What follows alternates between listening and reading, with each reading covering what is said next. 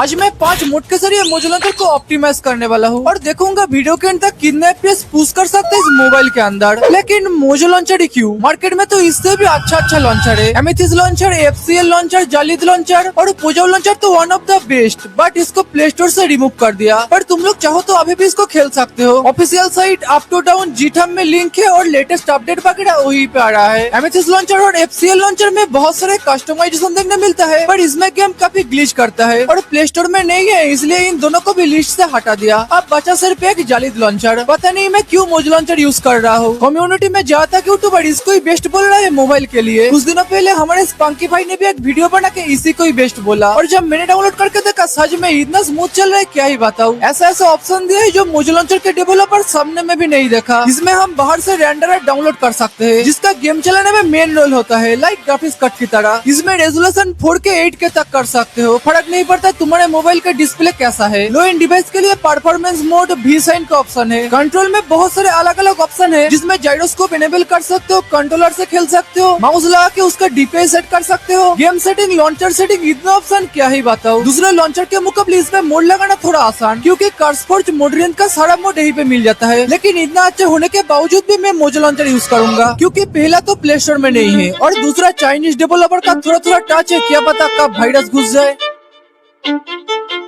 पहले यहाँ पर कुछ सेटिंग करना पड़ेगा। वीडियो एंड रेंडरर में इसको कर देता हूँ हॉलीजीएल में। ये ऑप्शन तुम्हारे मोबाइल का GPU यूज करके जावा एडिशन चलाता है। इनेबल सस्टेन परफॉर्मेंस मोड इसको ऑन कर देता हूँ। यूज ऑल्टरनेट सरफेस रेंडरिंग इसको भी ऑन कर देता हूँ। इसके बाद जावा ट्विग में मेमोरी एलोकेशन 50% कर देता हूँ। अब सबसे पहले वर्जन इंस्टॉल करना पड़ेगा। मुझे चाहिए 1.21.1। खेलने को तो इसमें लेटेस्ट वर्जन भी मिल जाएगा, पर तुम लोग किसी को ही करना, क्योंकि ऑप्टिमाइजेशन करने के लिए ये वर्जन ही सबसे बेस्ट। और हाँ, एक सीक्रेट बात, तुम्हारे फेवरेट यूट्यूबर भी इसे यूज करता है। जब रन टाइम एकदम लेटेस्ट वाला और रेंडरर हॉलीजीएल। अब सेव करके फैब्रिक प्रोफाइल बनाना पड़ेगा, इसी से ही मोड गेम में आएगा। मैं 1.21.1 डाउनलोड किया था, इसे सिलेक्ट करके इंस्टॉल कर देता हूँ। इसके बाद एक बार गेम चला कर देखना पड़ेगा।